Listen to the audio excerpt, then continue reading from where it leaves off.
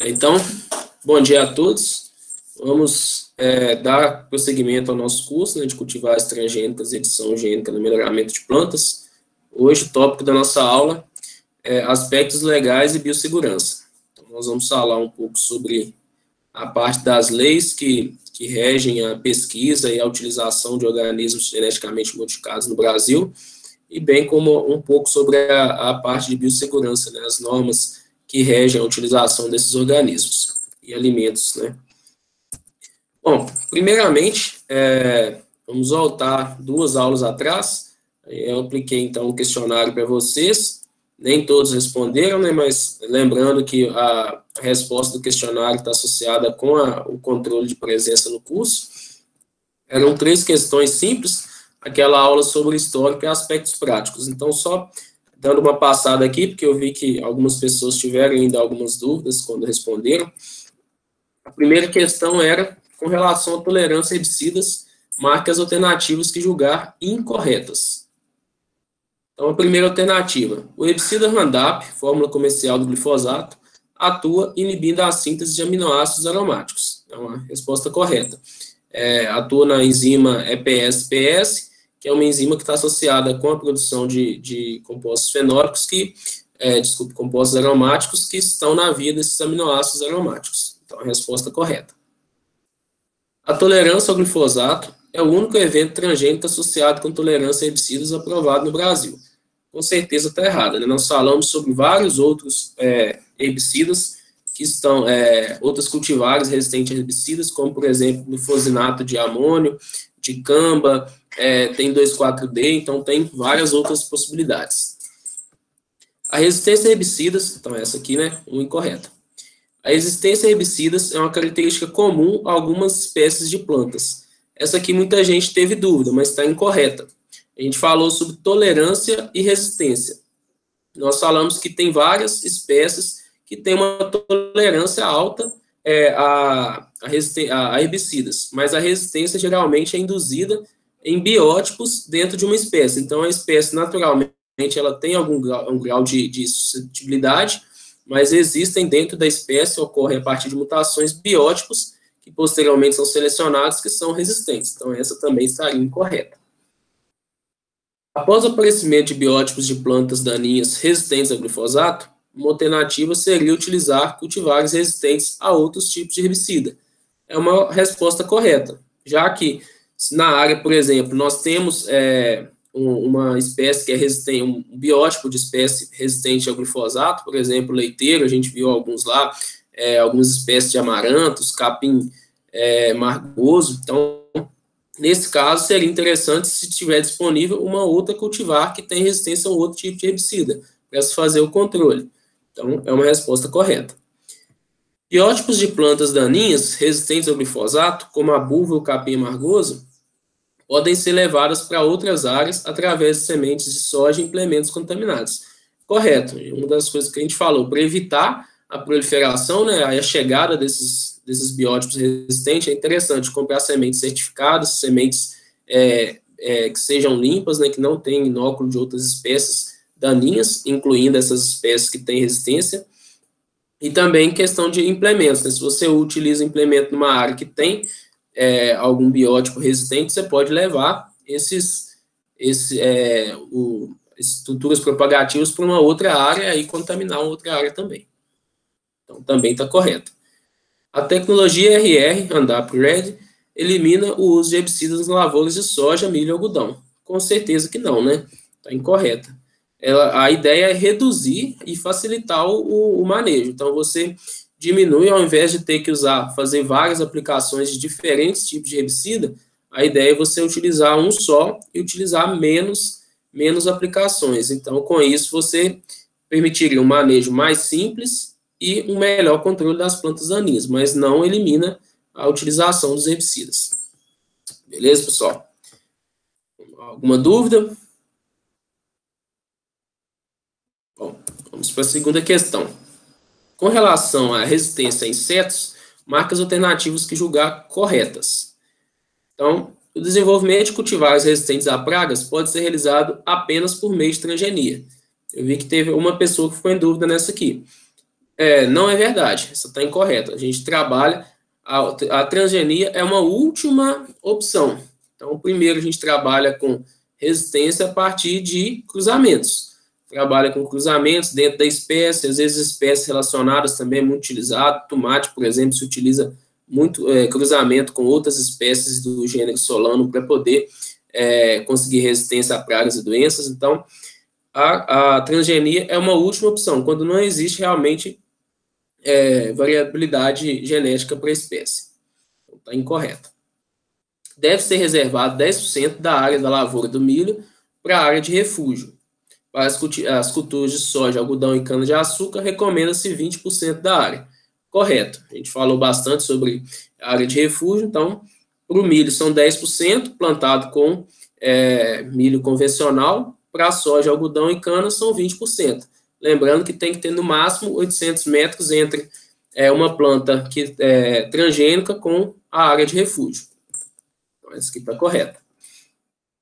A área de refúgio possibilita o desenvolvimento de insetos susceptíveis às proteínas CRY, que são aquelas do milho, da técnica BT, né, do pacote tecnológico BT, que irão se cruzar com possíveis insetos resistentes, mantendo a população de insetos resistentes mais baixa. Correto. Então, você possibilita que os insetos susceptíveis à proteína CRY, eles se cruzem com aqueles resistentes. Então, você, pela questão da genética, você tem uma resistência que é recessiva, então você mantém a população resistente bem baixa. É um importante manejo, né, que a gente falou bastante, para a cultura BT. Então, está correto. Na área de refúgio, caso houver grande infestação de lagartas, é indicado utilizar o controle biológico, como a pulverização de solução de bacilos thuringienses. Essa aqui, a resposta estaria correta se não fosse essa parte final aqui. Com a pulverização com solução de bacilos thuringienses. O bacilos thuringienses foi aquele que doou o gene CRY, né, foi o doador para se desenvolver o milho BT, a soja BT. Então, quando a gente tem infestação de lagartos na área de refúgio, o ideal é não controlar com bacilos thuringienses, não controlar com qualquer produto à base de BT, de toxina CRY. Então, a utilização de outros tipos de inseticidas que sejam seletivos, ou, se possível, trabalhar principalmente com controle biológico. A aplicação de bacilos thuringienses é considerado um controle biológico, já que vem de uma bactéria, mas, nesse caso, ela vai manter a pressão seletiva, é como se eu estivesse utilizando a planta BT mesmo. Então, essa aqui está incorreta. A tecnologia BT só foi aplicada com sucesso para a cultura do milho. Claro, todo mundo sabe que nós temos a soja, o algodão e, mais recentemente, também a cana-de-açúcar. Então, está incorreto também. A área de refúgio é um lugar para abrigo dos inimigos naturais, que podem realizar o controle biológico de insetos resistentes à tecnologia BT.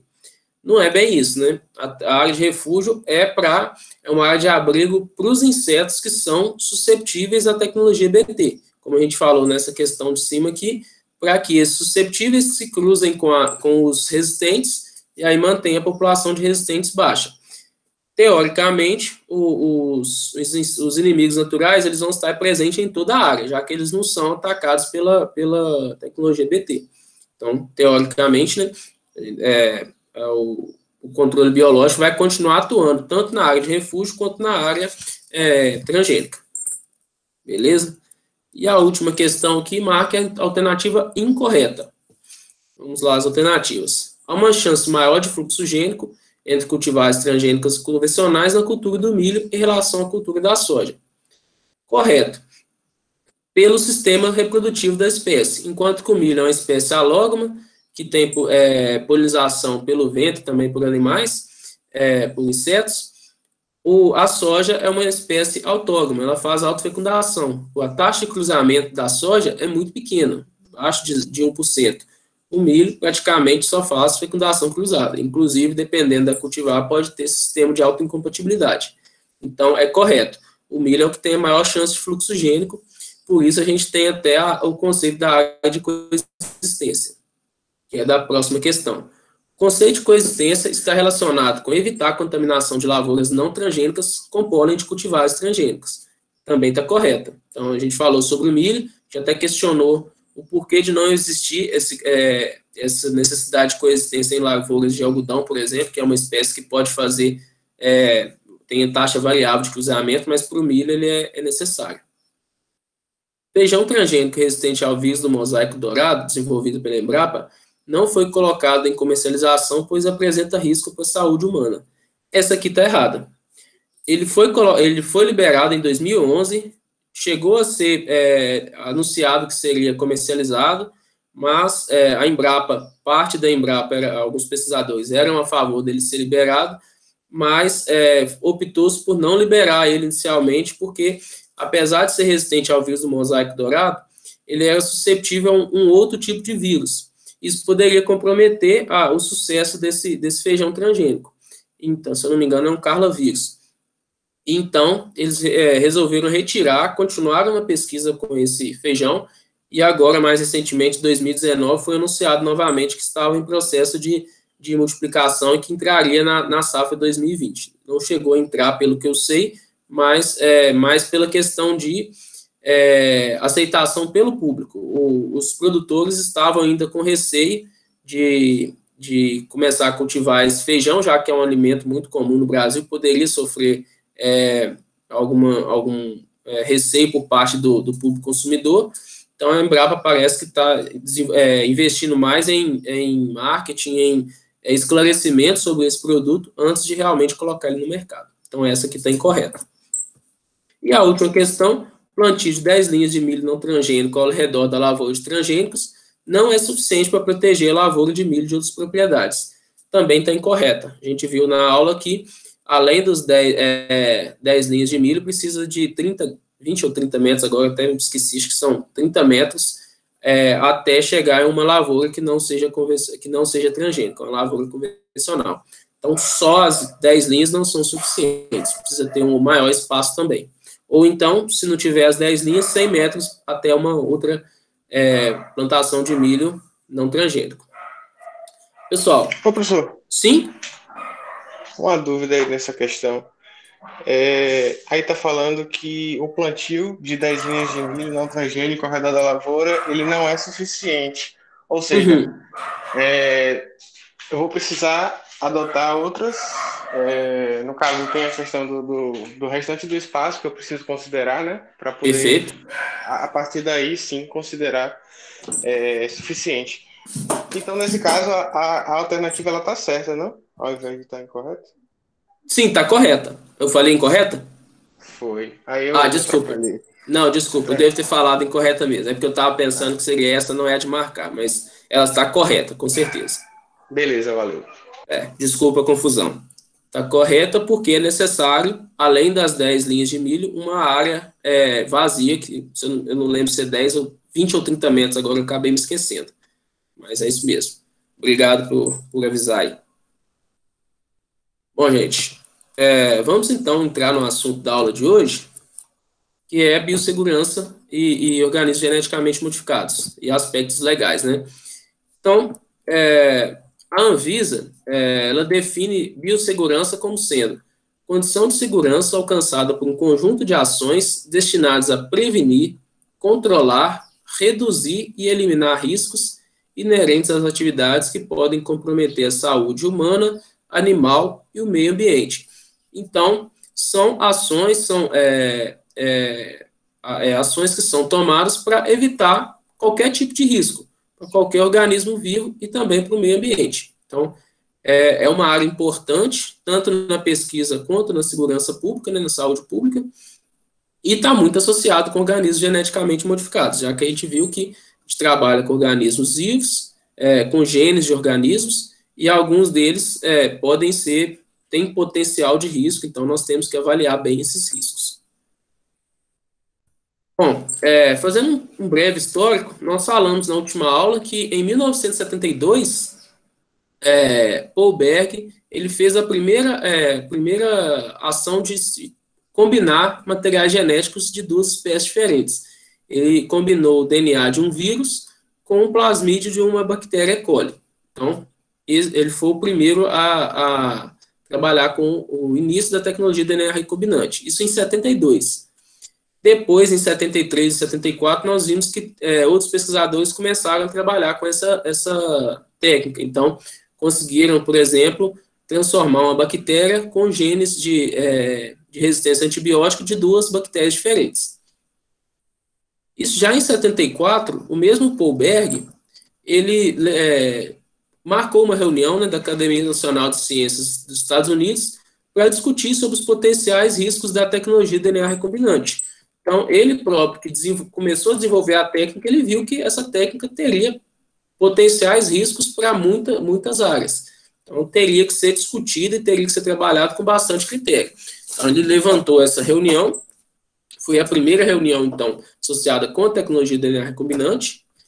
Em 75, nós tivemos uma conferência de Asilomar, que foi uma conferência maior, com cientistas de vários locais do mundo, mas não só cientistas, mas também estavam presentes advogados e médicos, para discutir e possivelmente conter o risco potencial da técnica.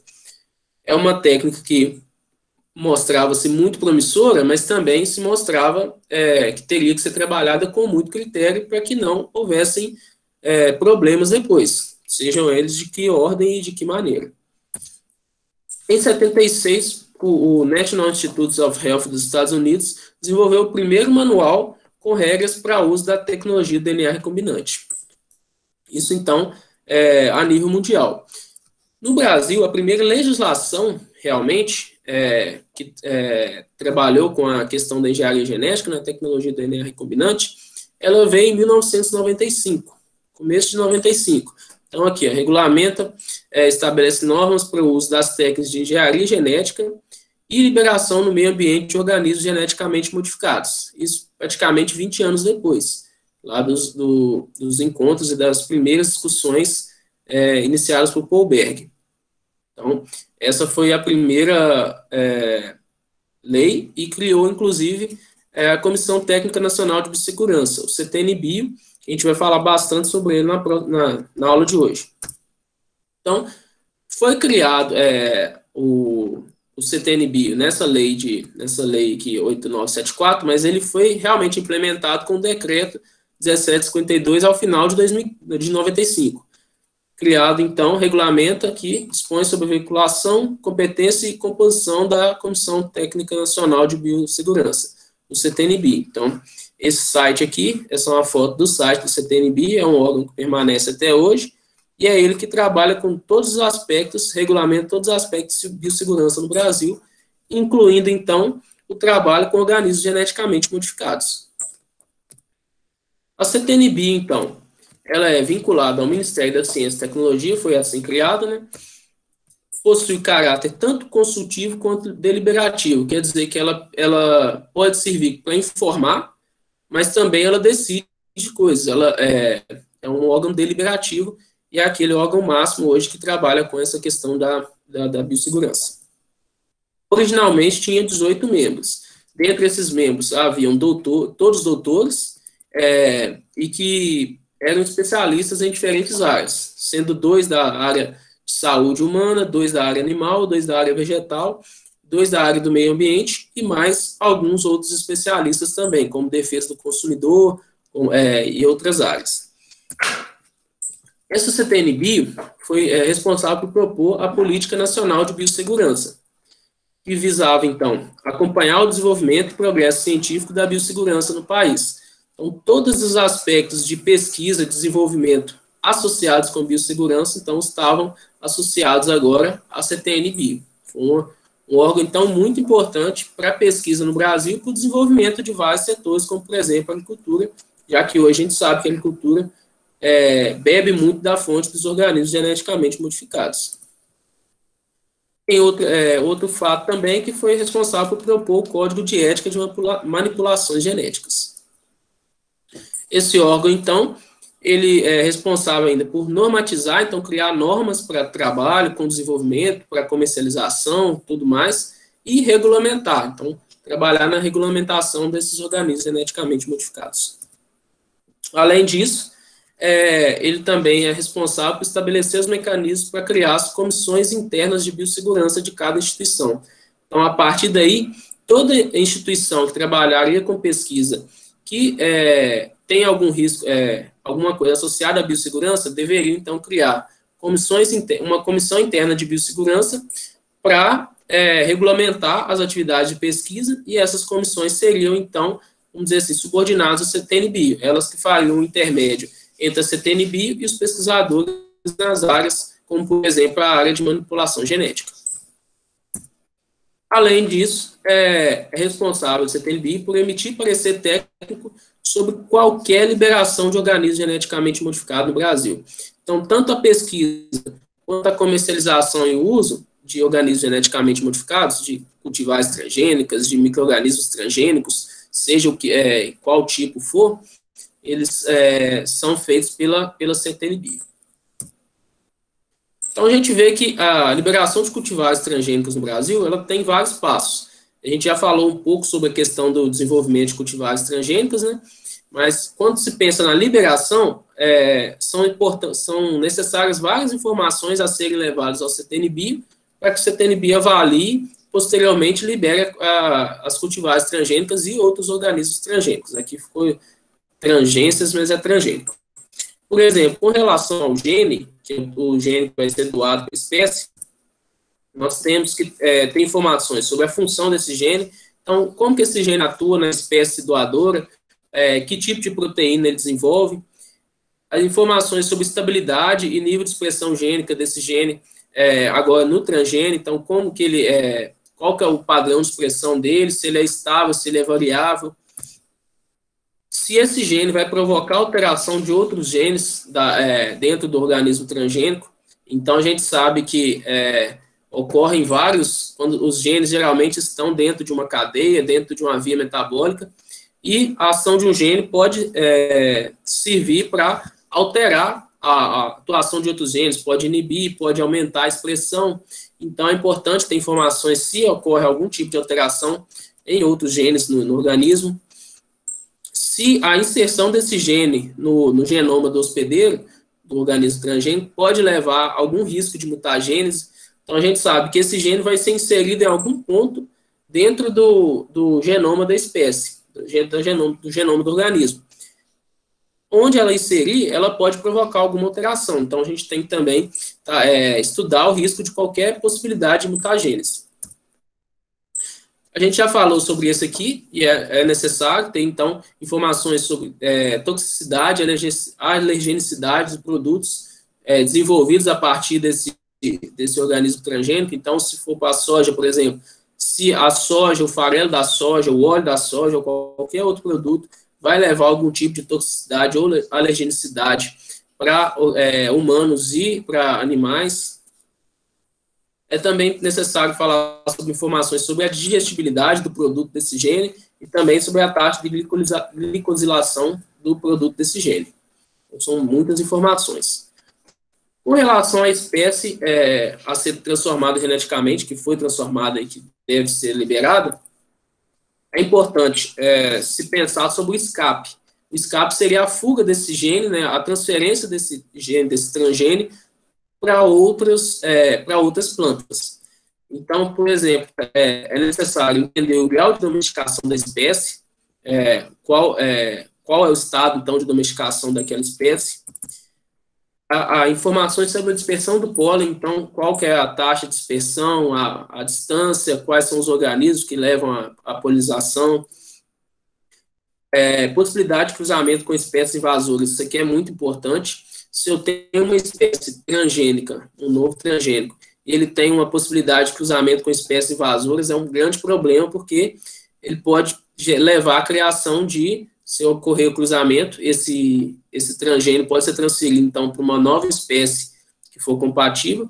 Essa espécie invasora pode se tornar ainda mais invasora e ainda mais problemática. Então, é um ponto muito importante.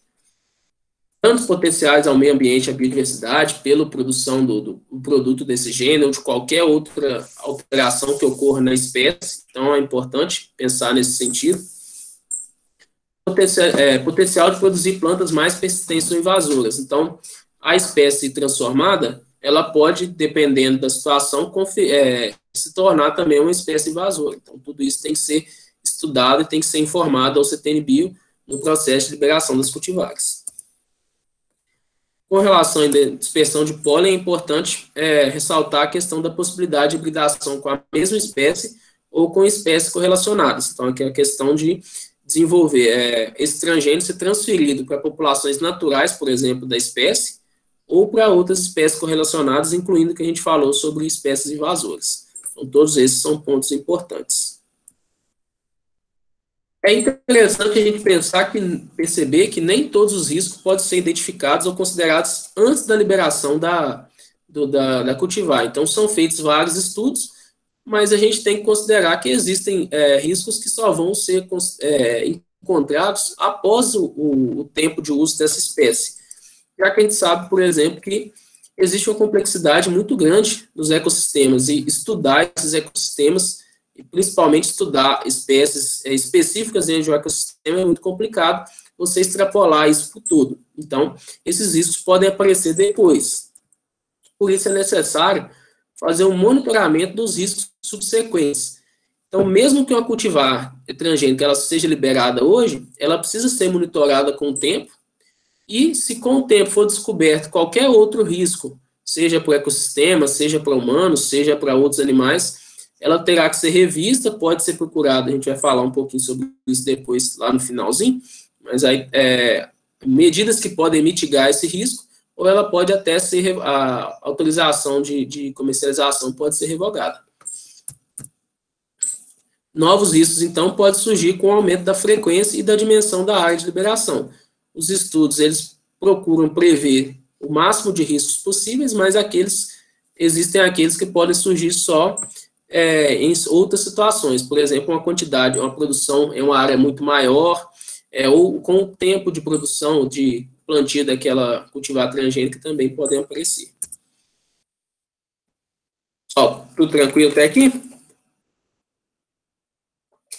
Bom, em 98, nós tivemos o comunicado de 54. Esse comunicado aqui, então, que veio do CTN-Bio, ele foi com relação à aprovação da primeira cultivar transgênica aprovada no Brasil, que foi a soja RR, né, pela Monsanto. A gente viu isso em aulas anteriores, que a primeira aprovação de transgênico no Brasil foi em 98. Então, esse comunicado, ele estabeleceu que seria necessário, então, apesar de ter sido aprovada a comercialização, o plantio da soja transgênica, a soja RR, foi instituído um monitoramento de cultivos comerciais por 5 anos, então, de 98 até 2003, para se ter certeza da segurança daquela cultivar, daquela tecnologia. Caso fossem identificados riscos potenciais, ela teria que ser revista. A gente vê que continuou até hoje, provavelmente, então, que o CTN-Bio, né, o monitoramento foi considerado satisfatório, ela não apresentou riscos, pelo menos até o momento. E foram sempre saindo novas medidas, novas leis, novos decretos, medidas provisórias, várias outras legislações que acrescentavam e até alteravam a legislação original com relação aos transgênicos. Essa aqui é uma medida provisória de 2001, que fez uma alteração, por exemplo, com relação às diretrizes para a utilização dos transgênicos. E foram feitas outras atualizações também, como eu disse posteriormente. Em 2005, nós tivemos uma nova lei, chamada Lei de Biossegurança, então substituindo aquela primeira lei de 95. Então ela vem fiscalizar as atividades que envolvam organismos geneticamente modificados e seus derivados. Cria o Conselho Nacional de Biossegurança, que é agora um conselho com ministros de várias áreas dentro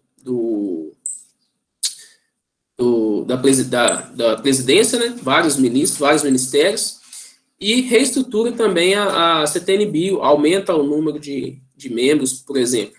Isso foi uma lei em 2005.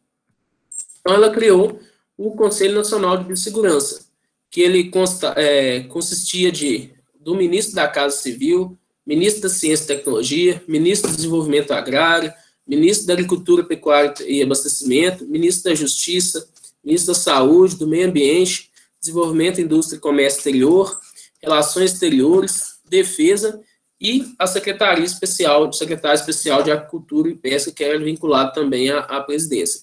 Então, vocês vão ver que são vários ministérios, de várias áreas diferentes, que todas elas, em algum momento, a utilização de transgênicos, né, e a lei da biossegurança estaria associada. Então, justiça, saúde, meio ambiente, tudo isso, em algum momento, tem alguma associação com a parte de biossegurança, incluindo a parte do desenvolvimento de organismos transgênicos.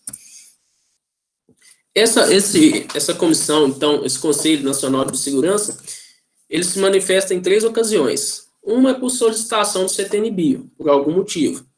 Outra é quando ele próprio evocar, né, para decidir, em última instância, sobre alguma questão relacionada à biossegurança. E uma terceira possibilidade é o recurso de algum órgão de fiscalização e registro, como, por exemplo, o MAPA, né, Ministério da Agricultura, e a Secretaria Especial de Pesca e Agricultura. Então, caso, por exemplo, esses órgãos de fiscalização queiram algum recurso com relação à decisão, por exemplo, do CTN-Bio, eles podem recorrer a essa Comissão Nacional de Biossegurança. O CTN-Bio, então, que originalmente ele tinha 18 membros, ele passou a ter 27 membros, sendo 12 especialistas científicos, 9 representantes dos ministérios, então, esses 9 ministérios que nós estamos, e 6 especialistas de diferentes áreas. Dentre os especialistas científicos, nós temos 3 da saúde humana, eram 2, né, aumentaram para 3 em todos, 3 da área animal, 3 da área vegetal e 3 da área de meio ambiente. E 6 especialistas também de diferentes áreas, defesa do consumidor, saúde, meio ambiente, biotecnologia, agricultura familiar e saúde do trabalhador. Todos esses com níveis de doutor, então todos com doutorado, com destacada atividade profissional nas áreas de biossegurança, biotecnologia, biologia, saúde animal e saúde humana ou meio ambiente. Isso para garantir o caráter técnico dessa comissão, já que é uma comissão nacional que rege todas as atividades de biossegurança, incluindo as atividades relacionadas a organismos transgênicos. É necessário, né, que sejam pessoas com caráter técnico e com comprovada experiência. Isso é necessário para que as decisões sejam tomadas, então, baseadas em ciência, baseadas em conhecimento. Conferindo, então, uma maior segurança para tomadas de decisões, correto?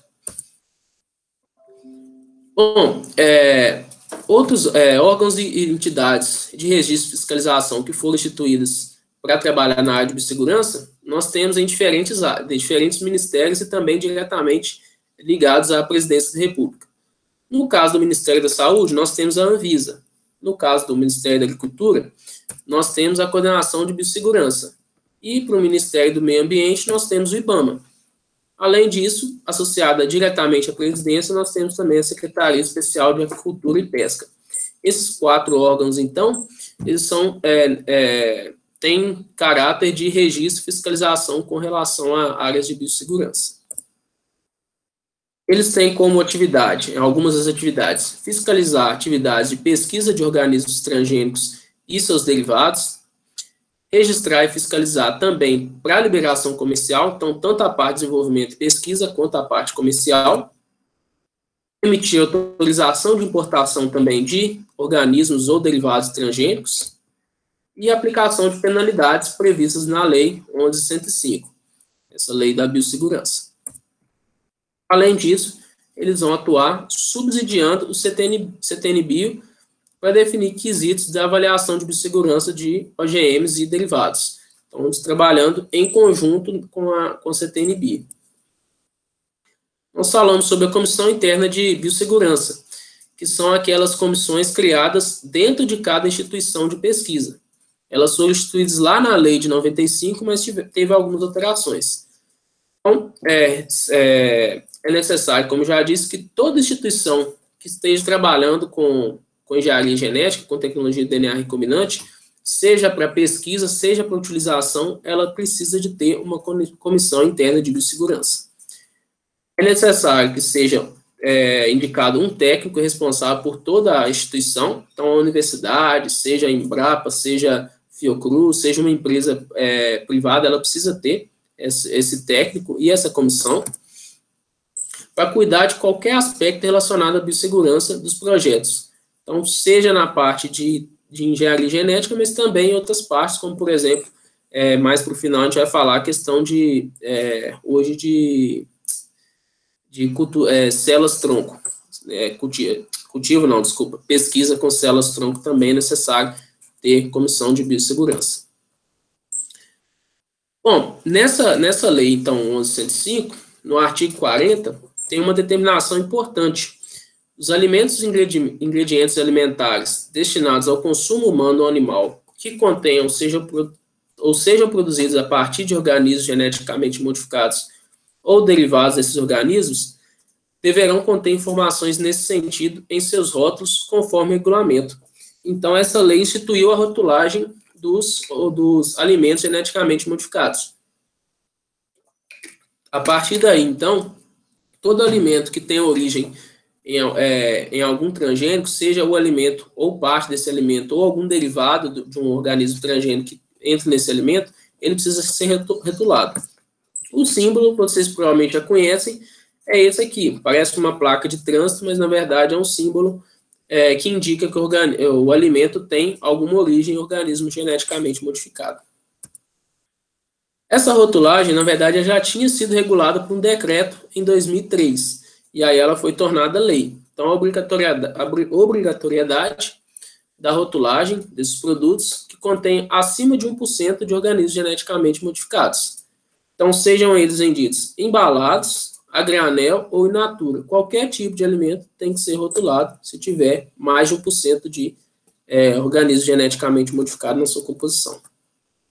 Além disso, ele precisa ter uma dessas três expressões. Nome do produto transgênico, ou contém alguma coisa transgênico, produto ou ingrediente, produto produzido a partir de nome do produto transgênico. Então, por exemplo, se eu trabalho com um salgadinho que veio de milho transgênico, eu tenho que colocar produto produzido a partir de milho transgênico. Aqui nós temos alguns exemplos. Aqui tem um óleo misto de soja e azeite. Aqui no canto vocês vão ver, tem o símbolo transgênico. Contém óleo de soja transgênico. Aqui um desses salgadinhos de milho. Embaixo aqui também. Salgadinho de milho contém milho transgênico. E o símbolo transgênico. Aqui um milho, uma farinha de milho, se eu não me engano. Doritos também contém milho transgênico. E é importante, já desde esse decreto de 2003 também, informar sobre a espécie doadora do gene no local reservado para identificação dos ingredientes. Então, se na frente eu tenho que ter o símbolo transgênico, lá na parte dos ingredientes eu também tenho que informar. Por exemplo, aqui nós temos milho com Bacillus thuringiensis, que é para o milho BT, e Streptomyces viridicromogenes, que é para, se eu não me engano, o milho para resistência ao glufosinato de amônio. Então, eu tenho que ter, na parte dos ingredientes, também informando quais organismos doaram genes para esse milho transgênico que foi utilizado para fazer esse salgadinho. É livre também para quem trabalha com produtos não transgênicos informar na sua embalagem que o seu produto é livre de transgênico. Mas desde que existam similares transgênicos no mercado. Então, por exemplo, se existe um salgadinho que é produzido com milho transgênico, e eu produzir um salgadinho com milho não transgênico, eu posso colocar isso na minha embalagem. Provavelmente quem faz isso quer atingir um mercado específico. As pessoas que não consomem transgênicos. Então, é preciso rotular bem se o alimento é transgênico ou não, para dar essa opção para as pessoas que consomem de escolher aquilo que eles querem consumir. Nós tivemos, então, nesse sentido, muitas empresas sendo autuadas, durante muito tempo por não indicar o uso de transgênicos em rótulos de alimentos, já que foi regulamentado primeiramente por decreto e posteriormente foi colocado na lei. Se é lei, tem que ser cumprida, e se não é cumprida, existem sanções. Então, aqui esse IDEC, que é o Instituto Brasileiro de Defesa do Consumidor, ele atua muito com relação à fiscalização de rotulagem de organismos transgênicos. E aqui um exemplo dessa reportagem em 2016, eles autuaram várias empresas com multas realmente pesadas. Por exemplo, essa aqui da mistura para bolo de coco da Dona Benta, que é uma marca famosa, uma multa de R$ 277 mil. Outras marcas aqui, Dr. Oetker, Nestlé, PepsiCo, Agrialimentos, Bimbo do Brasil, todas elas com multas na faixa de centenas de milhares de reais e até uma multa aqui de mais de R$ 1 milhão, isso pela comercialização de organismos, de alimentos transgênicos não rotulados. Então, se eu trabalho com organismos transgênicos, com alimentos transgênicos, eu tenho que seguir a legislação que é manter a rotulação desses alimentos. Em 2017, tem essa notícia aqui, mas que, na verdade, a discussão veio a partir de 2015, foi a questão do fim da rotulagem dos produtos transgênicos. Como eu disse, o IDEC, que ele atua muito nesse sentido, na defesa do consumidor, que tem o direito de conhecer a origem dos seus alimentos. Foi instituída, então, uma comissão, várias comissões, na verdade, para discutir sobre essa questão do fim da rotulagem de alimentos. Aqui uma reportagem de 2018, quando isso foi discutido pela Comissão do Meio Ambiente. E a Comissão do Meio Ambiente aprovou o fim do selo de identificação de produtos transgênicos. Isso em 2018. Mas de onde saiu isso? Foi um projeto de lei criado em 2015. Projeto de lei 34/2015. Segundo o deputado, se eu não me engano, que criou esse projeto, o símbolo de transgênico, aquele T, aquela plaquinha amarela com T, ela dá uma conotação muito negativa para o produto. E segundo ele, segundo vários outros, isso é associado como se fosse uma caveirinha em produtos tóxicos. Então, a ideia seria remover esse selo, mas deixar, então, na descrição do produto que contém alimento transgênico. Então, seria apenas deixar dizendo que contém alimento transgênico. A justificativa desse deputado, desse político, eu não lembro realmente se é um deputado, mas acho que é que isso está depreciando o produto e que a tecnologia, a transgenia e toda essa tecnologia de desenvolvimento, ela já é embasada em conhecimento científico, em regulamentação muito forte para o desenvolvimento e que não fazia sentido um produto aprovado ter essa conotação negativa a partir daquele símbolo, que é aquele Tzinho na placa amarela. Então, em 2018, foi aprovado o fim desse selo pela Comissão do Meio Ambiente, também já tinha sido aprovado na Comissão de Agricultura e Reforma Agrária, mas esses projetos de lei têm que passar, no caso específico aqui, teriam que passar por várias outras comissões. Em 2019, ele passou na uma outra comissão, que é a Comissão de Fiscalização e Controle. E essa comissão rejeitou esse projeto, né, de tirar a rotulagem, e também outras comissões rejeitaram, como a Comissão de Ciência, Tecnologia e Inovação, a Comissão de Comunicação e Informática, e também a Comissão de Assuntos Sociais. Então, no total de 6 comissões, 4 rejeitaram e 2 aprovaram a retirada da rotulação. Isso ainda vai ser votado em plenário. Foi o final do ano passado. Esse ano, provavelmente, estaria... essas votações, essas coisas demoram tempo, mas provavelmente em breve isso pode ir para o plenário. Eu não tenho informação de se já está planejado ou se foi retirado, se vai colocar, mas após passar pelas comissões, o normal é que ele vá para o plenário para ser votado, então.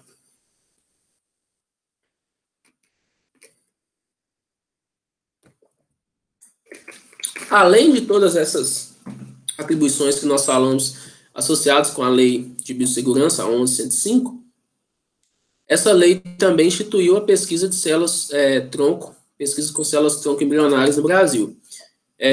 Quem lembrar de alguns anos atrás, algum tempo, a pesquisa com células-tronco, ela ganhou uma atenção muito grande na mídia mundial, né, pela possibilidade de tratamento de vários tipos de doenças. Então, a partir de 2005, o Brasil também poderia e pode, né, fazer pesquisas nesse sentido. E todas essas pesquisas, então, com células tronco embrionárias, são regulamentadas pela Lei de Biossegurança, então, também recebem, são regulamentadas pelo CTN-Bio. Em 2008, nós tivemos uma nova normativa, né? Assim como, posteriormente, nós tivemos várias outras regulamentações associadas, então, com o CTN-Bio. Essa de 2008, ela fala sobre a avaliação de risco, que é a combinação de processos, de procedimentos ou métodos por meio dos quais se avaliam, caso a caso, os potenciais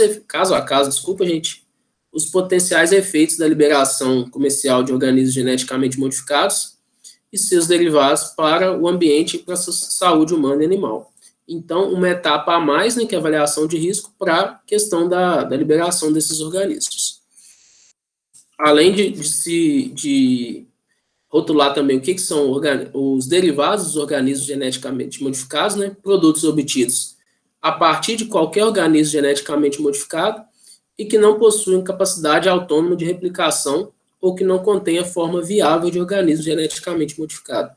Quer dizer, são produtos que não podem se replicar, então não são produtos vivos. A semente de milho transgênico, por exemplo, ela pode se replicar, ela contém uma forma viável.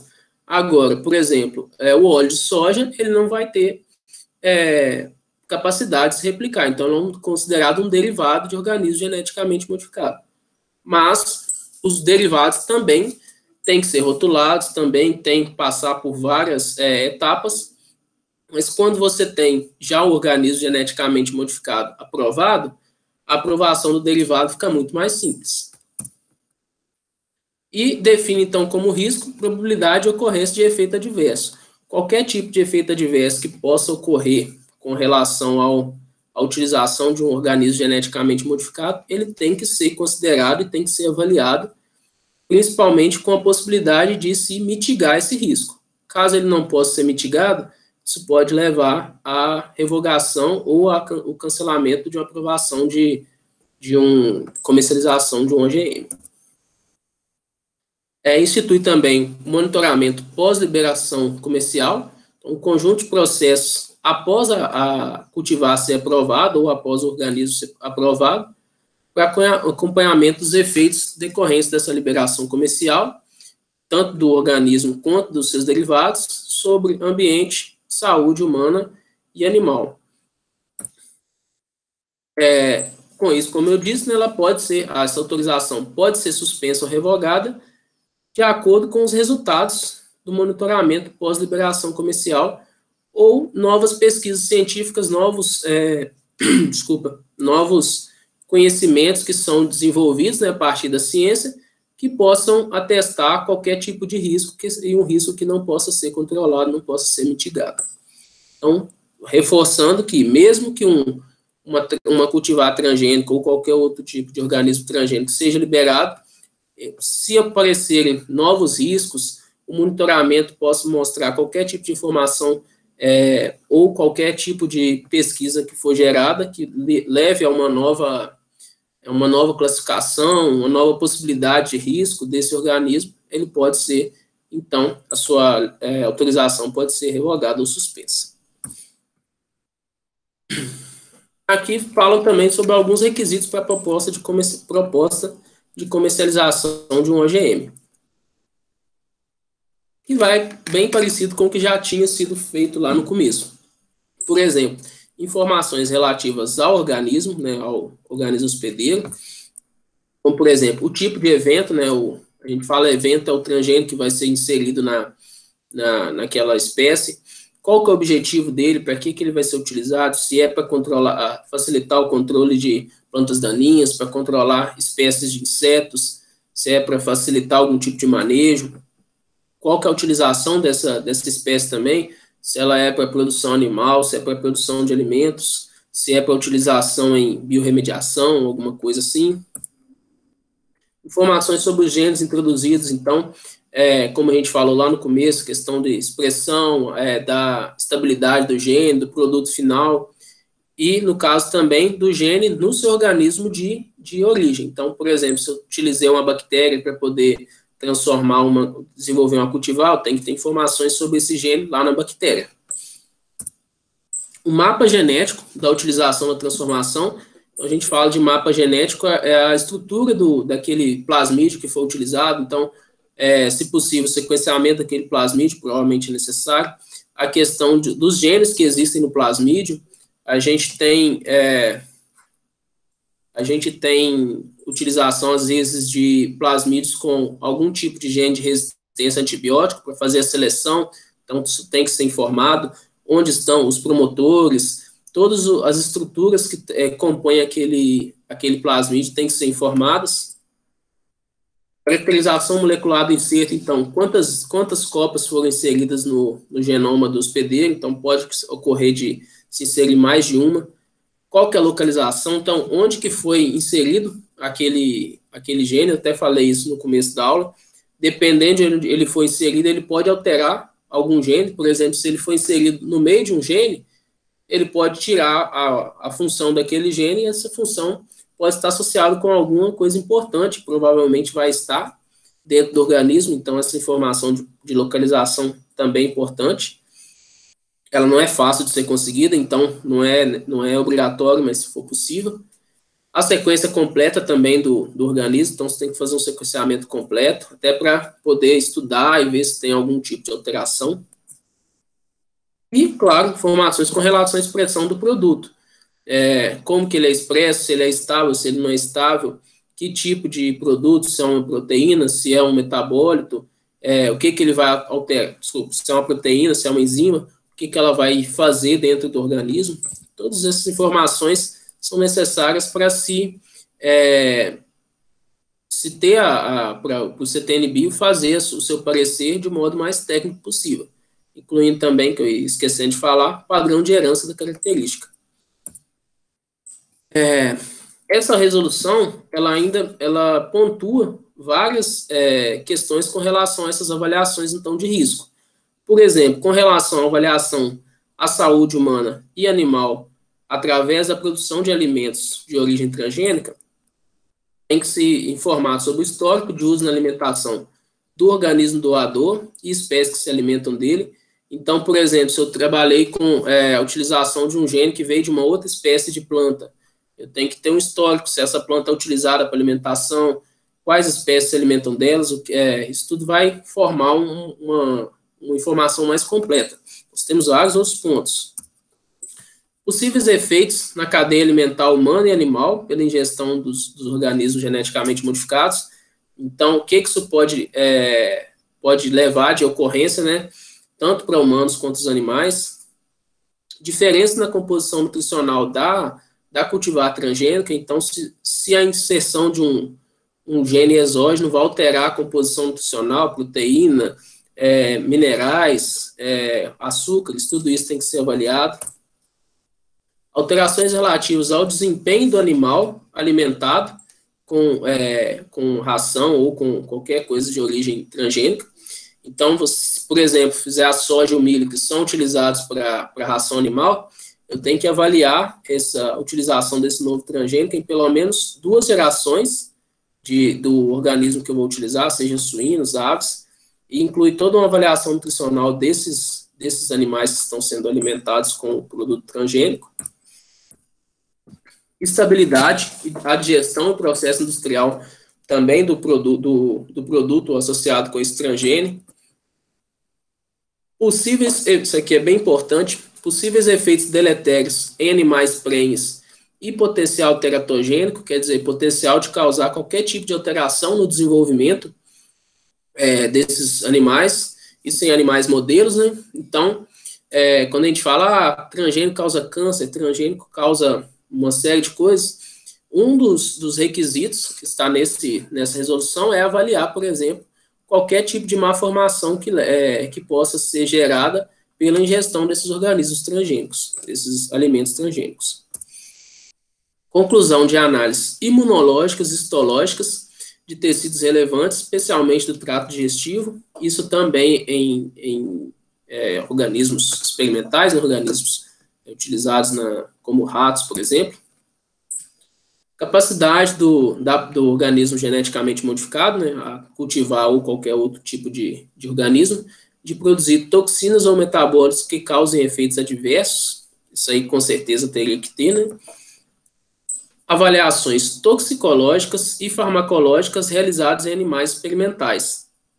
Então, esses animais vão ser alimentados com o produto transgênico, vão ser feitas várias avaliações, algumas eu já tinha falado, e essas aqui também, como toxicológicas e farmacológicas.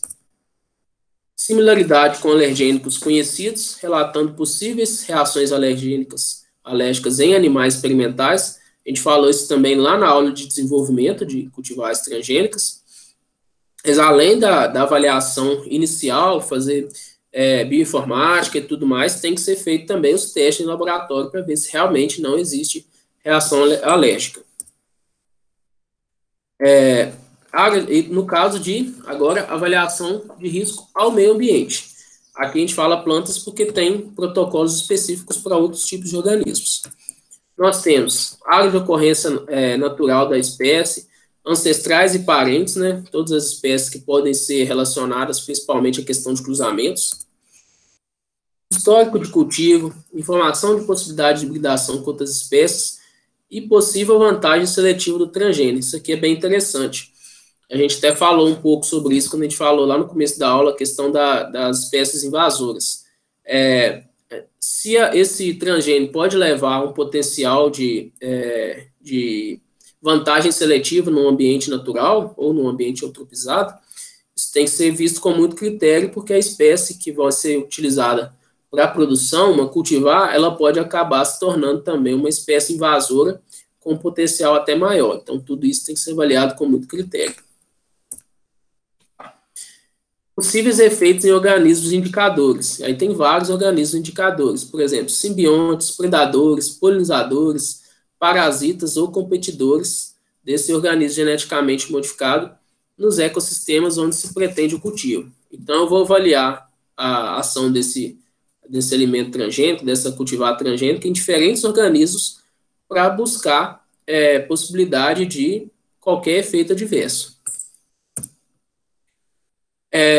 Capacidade de dispersão também da planta transgênica, do organismo transgênico, fora da sua área de cultivo. Então, se ela tem possibilidade de invadir outras áreas, de crescer em um ambiente que não for o ambiente da produção agrícola. Possibilidade de formação de estruturas de reprodução a longo prazo também é importante, pela questão da possibilidade de se tornar uma invasora. Modificações da planta em adicional remover substâncias do solo. Então, se existe alguma alteração no metabolismo da planta que pode fazer com que ela mude o modo como ela remove substâncias do solo, sejam elas nutrientes ou outros tipos de substâncias que existem no solo. E modificações até na biodegradabilidade da planta. Isso poderia, por exemplo, se gerar uma planta com maior dificuldade de degradação, ela pode gerar um problema sério para o meio ambiente, né? Resistência a agentes químicos conferidos pelo transgênio.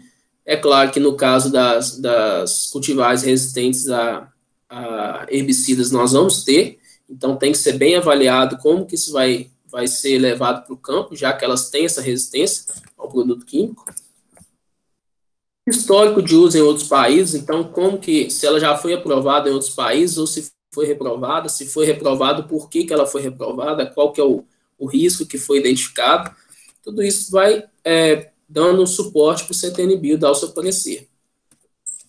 Alterações da capacidade de sobrevivência da planta em ambientes distintos daqueles ocupados originalmente. Então, associado com o que eu falei, dela invadir novos ambientes, se tornar uma invasora, é um grande problema, um grande risco. Existe também, né, só a modo de citação, avaliação de risco do ambiente para vários outros tipos de organismos transgênicos. Micro-organismos que vivem em animais, outros associados à planta, organismos utilizados para controle biológico ou para biorremediação, animais vertebrados, excluindo peixes e demais organismos de vida aquática e invertebrados. Então, nós temos protocolos de avaliação de risco para todos esses tipos de organismos aqui, visando a sua possível comercialização.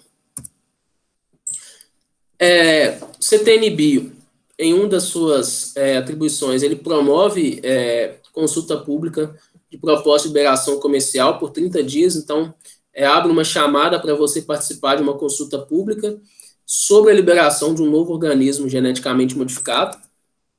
Pode, inclusive, realizar uma audiência pública para poder, tanto esclarecimento para o público, quanto para poder ouvir, né, questão de possíveis opiniões com relação a esse organismo, esse produto transgênico. Aqui, por exemplo, se a gente for no site do CTNBio, a gente encontra atualizações sobre audiências públicas realizadas para alguns eventos transgênicos. Aqui nós tivemos, por exemplo, em 2009, um arroz transgênico, não foi para frente, então o Brasil não aceitou, porque seria o primeiro país do mundo a cultivar esse arroz transgênico, não foi para frente. Aqui nós temos a consulta pública sobre aquele feijão resistente ao vírus do mosaico dourado, isso em 2011, esse, como a gente já falou, ele foi aprovado, mas ainda não está em comercialização. Nós tivemos consulta em 2014 para o eucalipto transgênico, a gente falou sobre ele umas aulas atrás. Esse eucalipto ele tem um melhor desenvolvimento da produção de matéria, né? No caso, rendimento maior de madeira. Foi aprovado também, mas não está em comercialização ainda, nós falamos disso. Em 2016, nós tivemos consulta sobre a cana transgênica, audiência pública, né? E 2017 foi a primeira aprovação de cana transgênica também no Brasil. Aqui nós temos foi aberto recentemente, que em julho, numa reunião, 17ª reunião extraordinária do CTNBio de 2020, uma proposta de consulta pública para a questão do isolamento de citros e afins geneticamente modificados.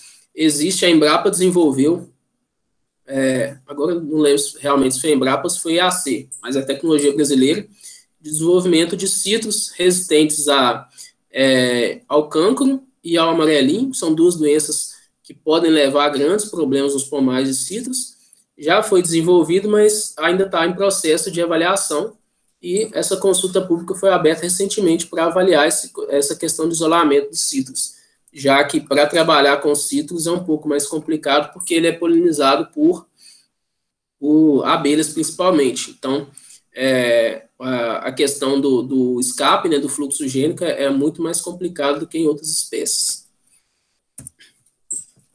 Aqui a gente vê também o CTNBio, todo ano ele solta um relatório anual com relação a todas as atividades que foram executadas durante o ano.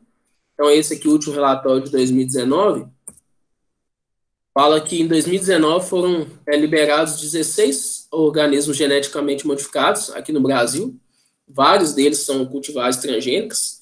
Então, a gente tem aqui, por exemplo, micro-organismos geneticamente modificados, né, que é Saccharomyces cerevisiae, provavelmente para a indústria, várias cultivares, vários novos eventos de cultivares transgênicos, principalmente milho, mas também soja e algodão.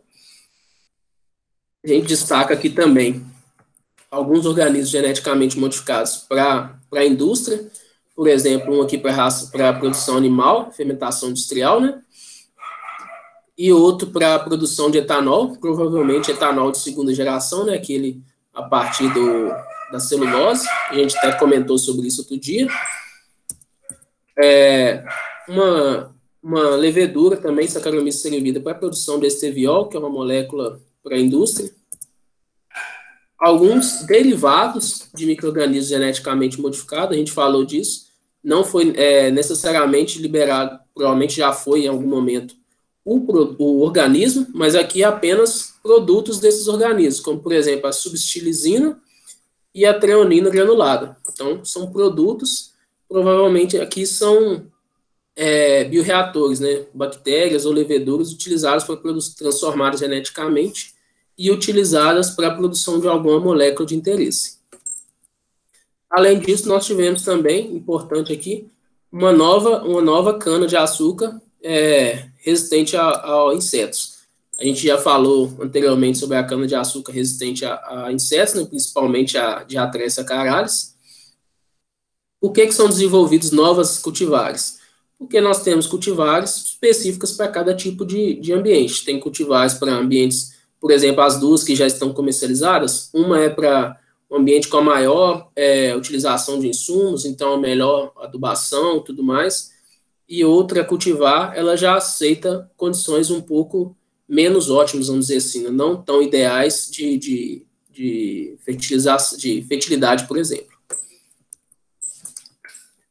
Também foram aprovados 82 projetos de pesquisa aqui com organismos geneticamente modificados, mas nenhum deles é associado com a produção de cultivares transgênicas, isso no ano de 2019. Então, a gente tem principalmente aqui a Fiocruz, aprovando acho que mais de 40 projetos de pesquisa associados com OGMs. Praticamente todos esses aqui são associados com a área de saúde humana.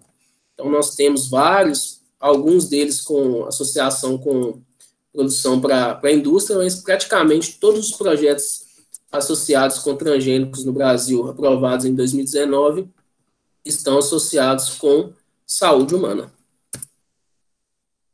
Aqui, se a gente abrir, eu até esqueci de abrir aqui, deixa eu abrir, vamos ver se vai. Existe um caminho que o CTNBio utiliza para a produção de cultivares transgênicos. Então, após a liberação, nós temos toda aquela questão do monitoramento dessas cultivares, desses transgênicos.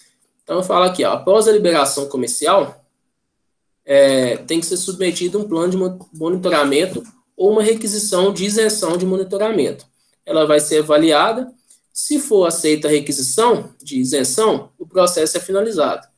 Mas se for necessário um plano de monitoramento, aí ele vai ser executado e vai ser avaliado se existem riscos. Se não existir riscos, eu vou passar. Se existem riscos, eles são negligenciáveis, ou seja, não são, podem ser deixados de lado, eu vou fazer um monitoramento geral. Se não houver efeito adverso e o prazo de monitoramento for atingido, eu termino o monitoramento.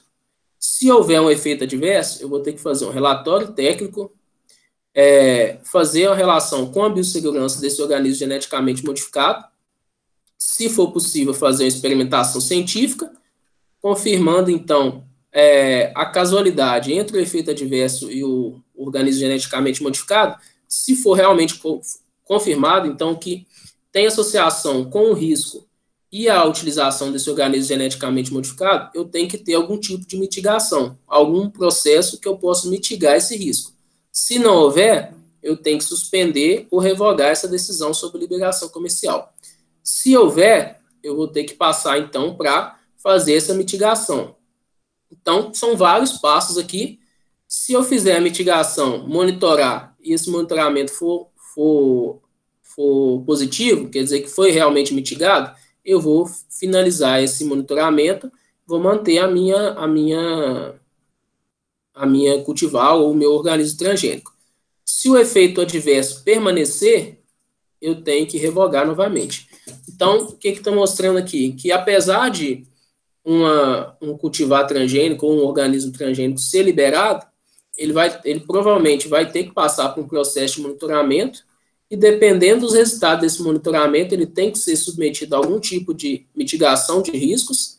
Se os riscos não forem mitigados, pode ser suspensa, então, essa liberação técnica.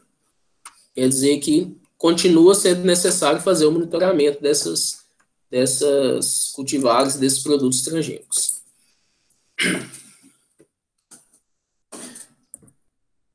Em 2020, agora, nós tivemos uma nova resolução técnica da resolução normativa do CTNBio.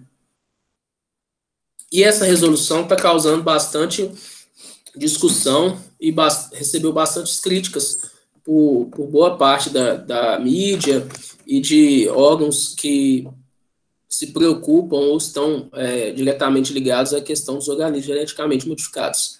Ela foi emitida, então, no começo do ano de 2020 e alterou algumas normas com relação à liberação da comercialização de organismos geneticamente modificados no Brasil.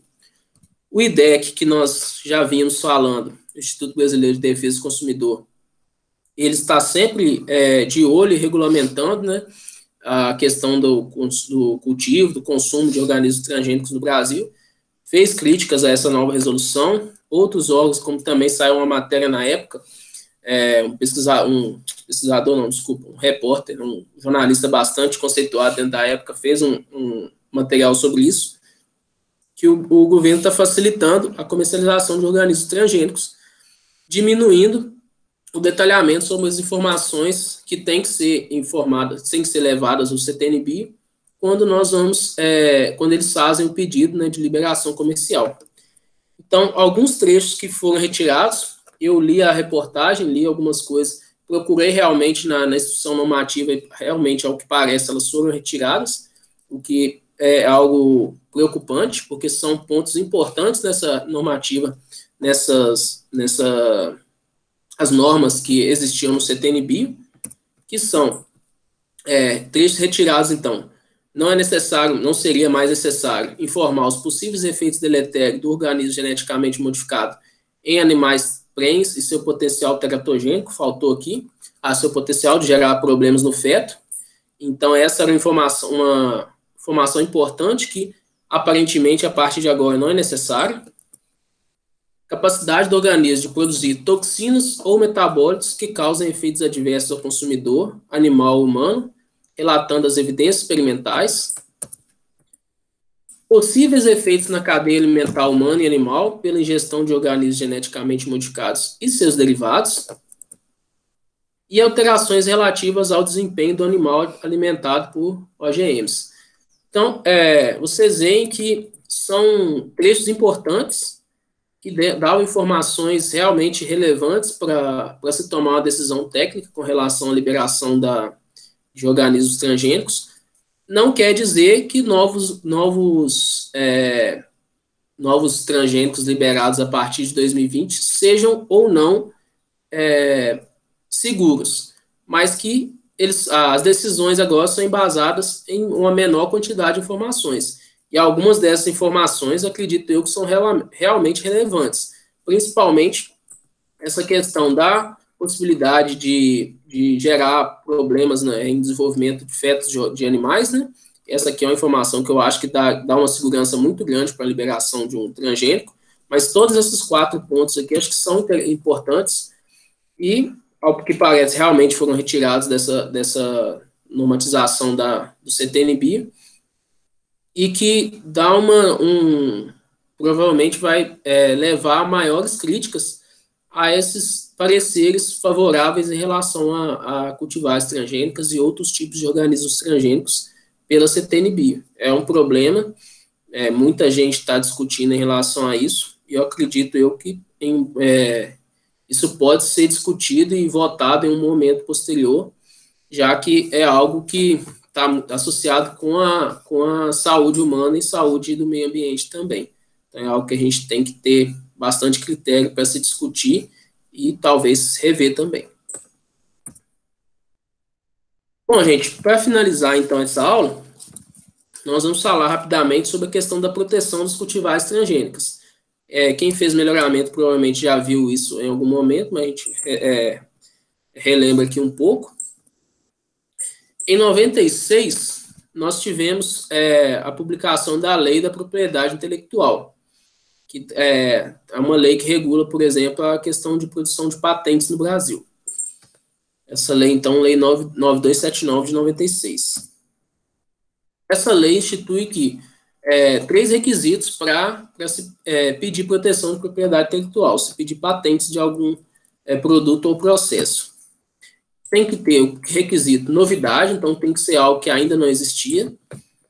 Tem que ser produto de atividade inventiva, então não pode ter sido encontrado ao acaso. E tem que ter algum tipo de aplicação industrial. Então, tem que servir para alguma coisa.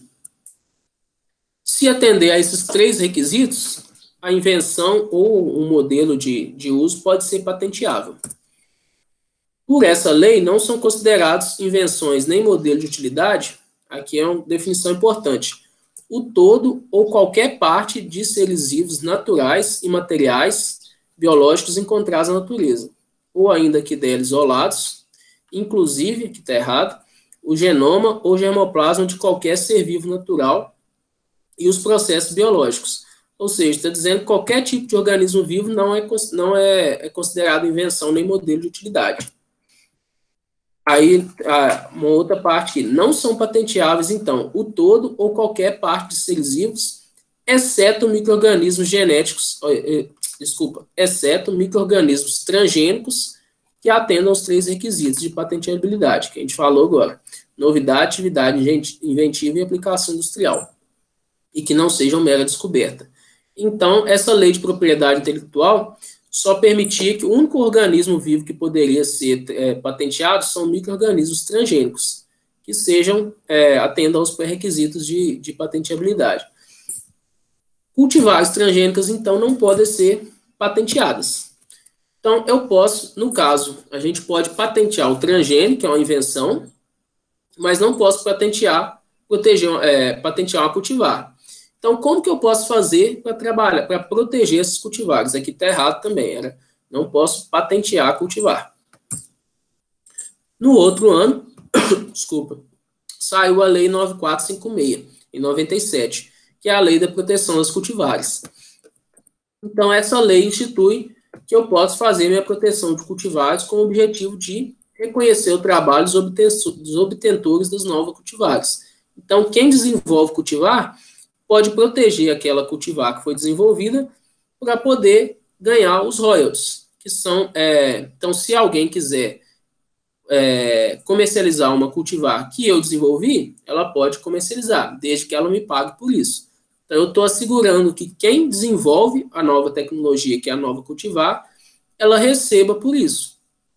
Isso foi um marco importante na produção no melhoramento genético e na produção de cultivares aqui no Brasil, porque tornou isso algo rentável.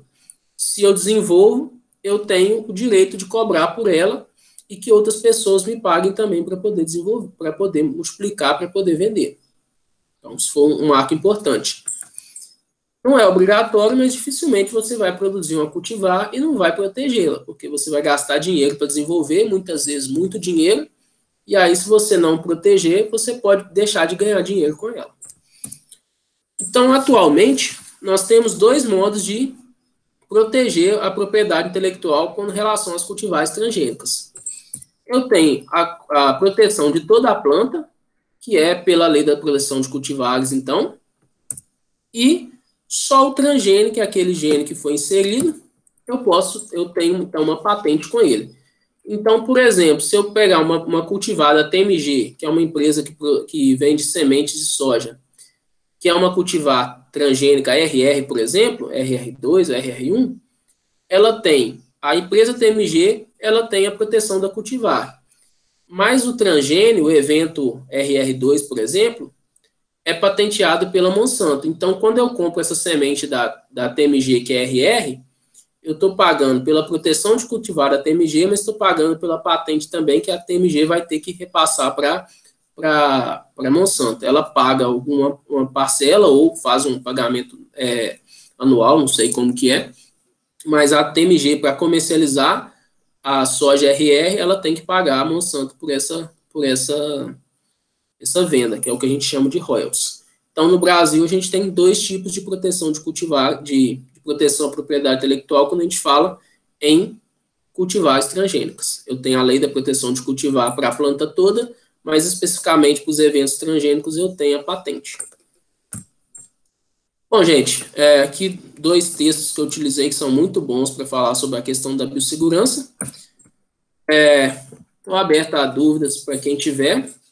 É uma aula que tem muitas informações e gera muita discussão, principalmente com relação à questão de segurança, né, a biossegurança, e também da questão de direitos do consumidor. A gente vê que tem vários pontos que estão sendo revistos, alguns para melhor, outros para pior. A gente tem que estar sempre atento sobre isso. Bom, pessoal, temos dúvidas? Alguma discussão com relação a esses tópicos?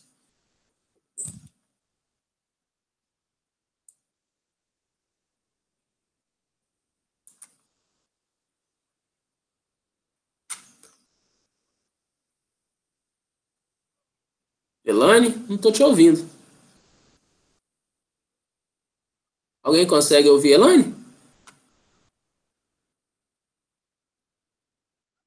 tô ouvindo também não. Não, Elaine, tem algum probleminha com o seu microfone.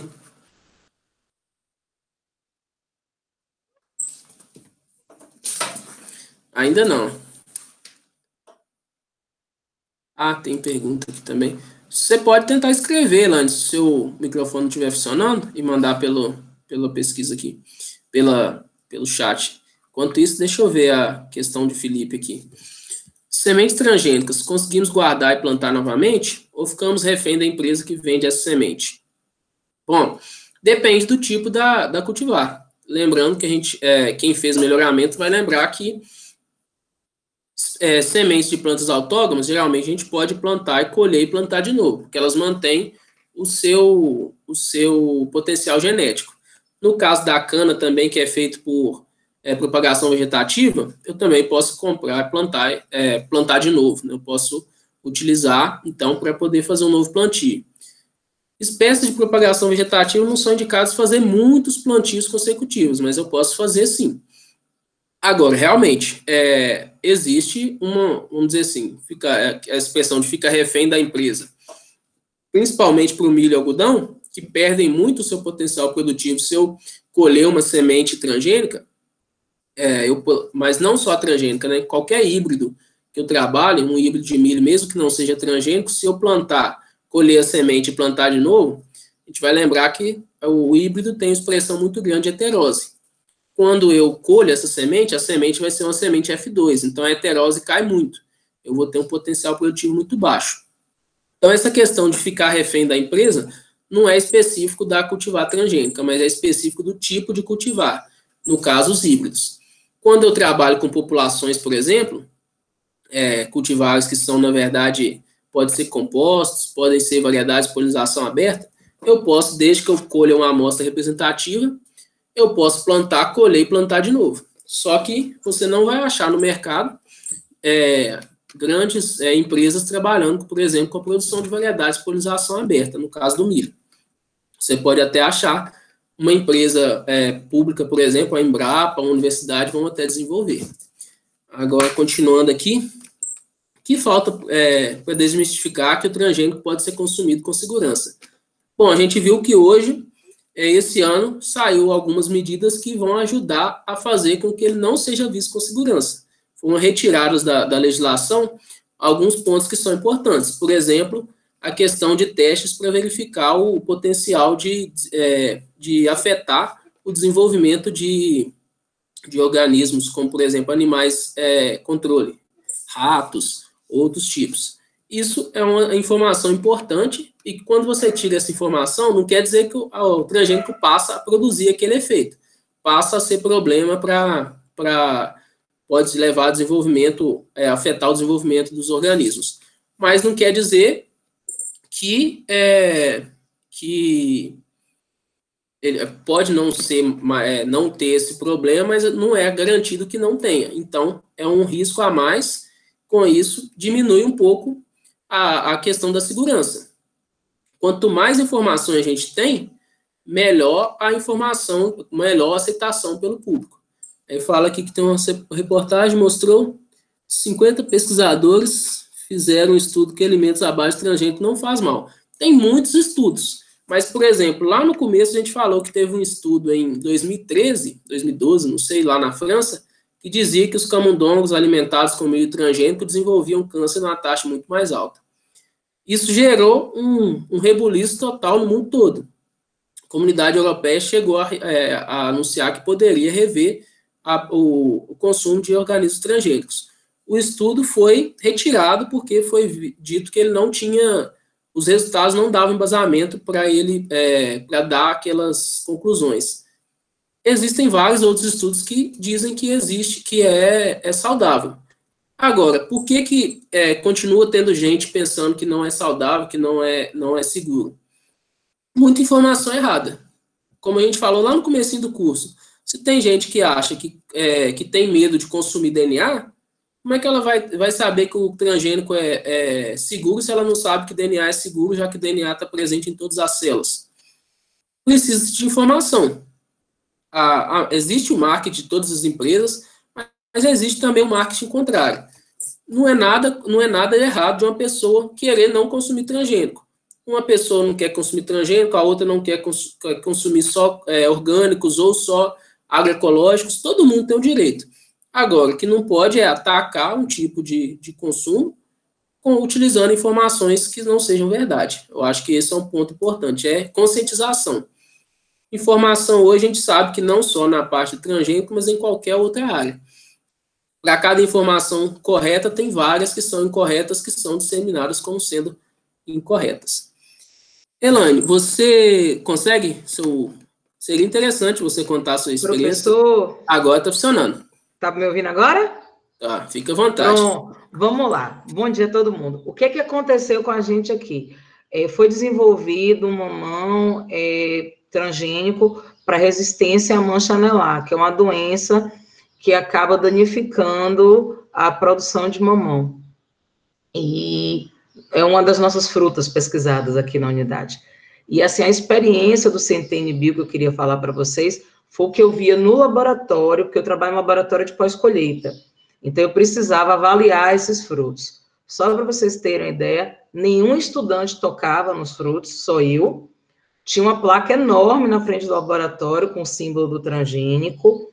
E as sementes eu tinha que juntar todas e devolver, porque poderia cair na lixeira e alguém plantar novamente. As folhas, o resto da polpa de avaliação físico-química, tudo isso a gente juntava um potinho e queimava depois. O fruto, a planta, eram pouquíssimas plantas, e elas ficavam num cercadinho alto, e o cercadinho tinha um cadeado, e só um funcionário entrava nesse cercadinho.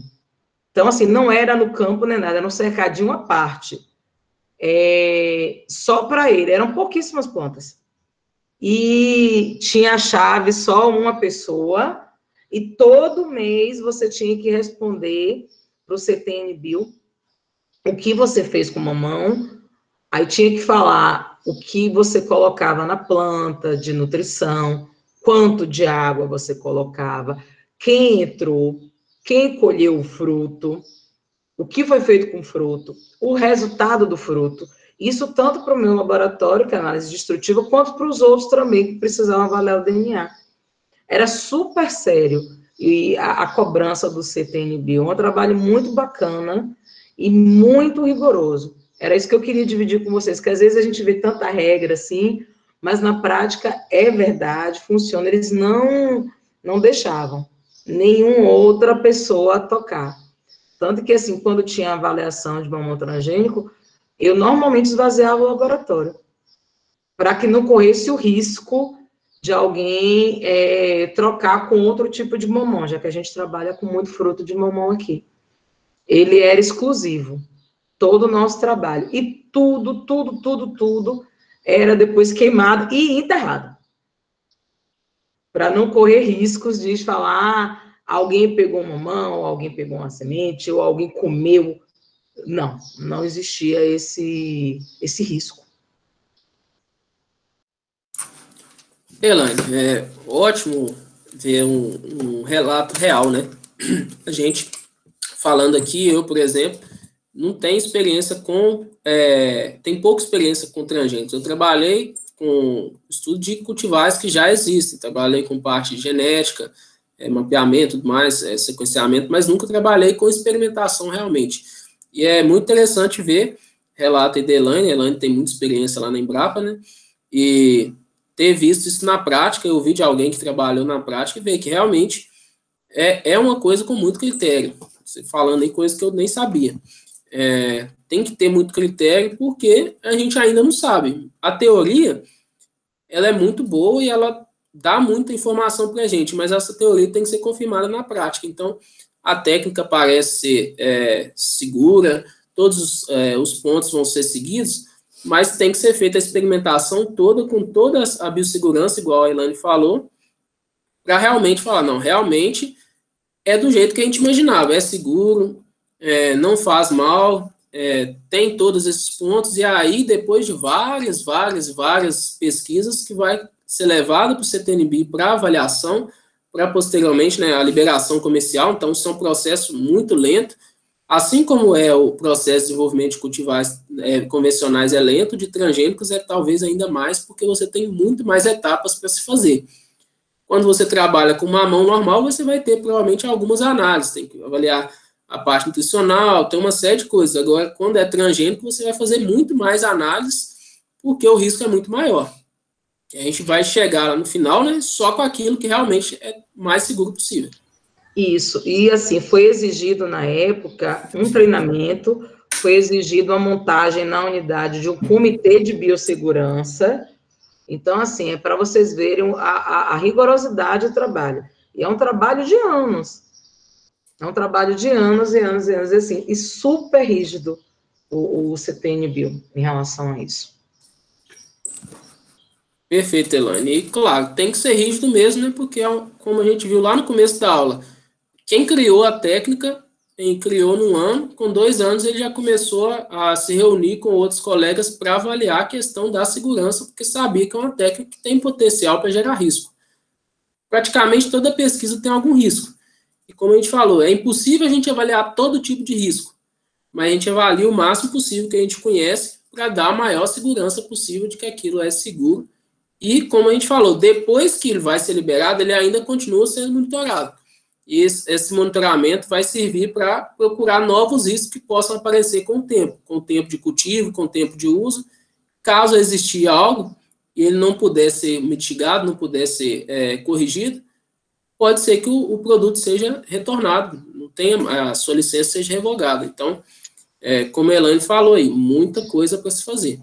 E assim, a gente ainda usava a nossa unidade, para não dizer que poderia correr riscos, os trabalhos eram repetidos em outras unidades localizadas em outros estados do país, para saber como a planta se comportava. Mas como a gente só tem expertise realmente para o agro, depois todo o material é encaminhado também para o IBAMA e para a Anvisa. A Anvisa que dava o resultado final, porque ela faz testes, a gente não tem expertise para isso, sobre a parte de alergia, de toxicidade, se é perigoso ou não para o ser humano. Então, assim, é um trabalho de anos e anos e anos para fazer algo.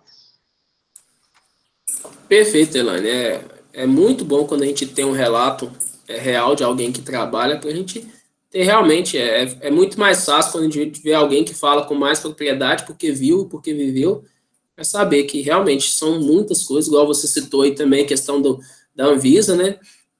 A gente falou durante a aula, tem os órgãos que trabalham na fiscalização, que vão fazer várias dessas análises, a Anvisa principalmente na parte de saúde, o MAPA vai ter provavelmente outras atribuições também. É um conjunto, é uma rede muito grande, a gente viu que associado com 9 ministérios, então tem muita coisa envolvida, porque trata com saúde do povo, saúde das pessoas, saúde do meio ambiente, é um assunto realmente muito importante e tem que ser visto com todo o critério possível. E aí é uma crítica que a gente faz, que está sendo feita com relação a essa nova resolução da CTN-Bio, que retira alguns pontos que são importantes para se dar essa segurança para a questão da liberação dos transgênicos. O Felipe questionou aí. Precisa-se de mostrar realmente, cientificamente, que são seguros, mas também precisa-se de informar melhor as pessoas, levar essa informação mais para as pessoas, o que é feito, como que é feito, por que é feito, por que são feitos todos esses testes, por que tem tanta gente envolvida para poder liberar. Aí tem gente que questiona porque são os grandes produtores. Tem que ser os grandes produtores, tem que ser os grandes produtores, não, desculpa, as grandes empresas, porque é uma tecnologia cara, você demora muito para poder desenvolver. Com certeza a Embrapa tem financiamentos muito grandes para poder desenvolver um projeto desse. É claro que tem muito mais dificuldades, geralmente, né? A empresa pública, a empresa privada, ela vai investir muito, mas ela quer um resultado muito mais rápido. Mas gasta muito dinheiro, tecnologia se gasta dinheiro, mas depois ela compensa. Então, criticar porque as empresas só querem lucro, eu acho um ponto que não é uma crítica muito forte, porque é claro que a empresa quer lucro, a empresa privada ela é desenvolvida para gerar lucro. Agora, não quer dizer que a pessoa trabalha visando lucro, que ela vai fazer um trabalho que não é adequado. Se o trabalho dela não for adequado, em algum momento isso vai reverter para a empresa vai perder capital, a empresa vai perder dinheiro.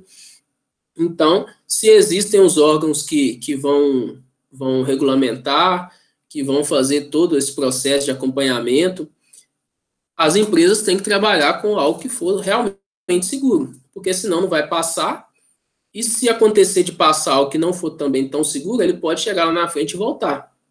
A gente tem um exemplo, não de segurança, mas de transgênicos que não foram para frente.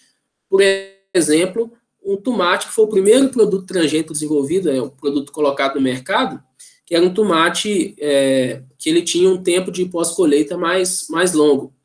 Era, acho que alteração alguma coisa com relação à parede celular, que acho que deixava ele desenvolver ele apodrecer mais lentamente, né? Ele ficava mais tempo na prateleira. Isso acho que em 94. Ele foi para o mercado, ele não era vantajoso em relação aos outros tomates que tinham no mercado, passou um tempo e ele foi retirado. Então tem que ter muito critério, porque o produto tem que ser aceito. Se o produto não for aceito, ele não vai gerar lucro para a empresa. A empresa tem que fazer o máximo possível, e não só porque ela tem que fazer, mas porque se ela não fizer também, o produto não vai ser aprovado pelo mercado e não vai ser aprovado também pelos órgãos que fazem a fiscalização.